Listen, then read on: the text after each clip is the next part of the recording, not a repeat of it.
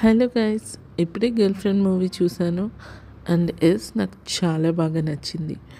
నాకు మూవీలో అన్ని ఆస్పెక్ట్స్ బాగా నచ్చాయి. Like lead caste performances, music, writing and direction, everything on point ఉన్నాయి. అక్కడక్కడ కొంచెం లాగ్ అనిపిస్తుంది, కానీ అన్బేరబుల్ అయితే కాదు. ఎందుకంటే మనం ఆల్రెడీ ఆ వరల్డ్లోకి వెళ్ళిపోయింటాం. హీరోయిన్ ఫీలింగ్స్ని మనం కూడా ఫీల్ అవ్వడం స్టార్ట్ చేస్తాం. అండ్ చాలా చోట్ల సినిమాటిక్ లిబర్టీ తీసుకున్నారు అనిపిస్తుంది. ఇలా జరగడం అంత ఈజీ ఏం కాదు కదా అనిపిస్తుంది మనకు రియల్ లైఫ్లో. అదర్ దాన్ దట్ మిగతా అంతా బాగుంది. దేర్ ఆర్ ఫ్యూ సీన్స్ అండి where you feel the pain of the character exactly the same. Like హీరోయిన్ని వాళ్ళ ఇంటికి తీసుకెళ్ళినప్పుడు ఇంటర్వెల్ సీన్ అండ్ క్లైమాక్స్ ముందు హీరోయిన్ వాళ్ళ నాన్నతో మాట్లాడినప్పుడు, సో మీకైతే చాలా డిఫరెంట్ ఎక్స్పీరియన్స్ కనిపిస్తుంది.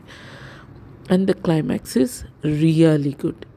రాహుల్ రవీంద్రన్ గారు, kudos to you sir.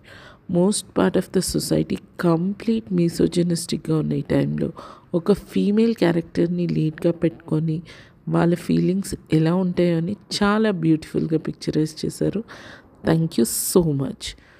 Rashmika గారు నేషనల్ క్రషే కాదు, ఈసారి నేషనల్ అవార్డీ అయ్యే ఛాన్సెస్ ఎక్కువగా ఉన్నాయి.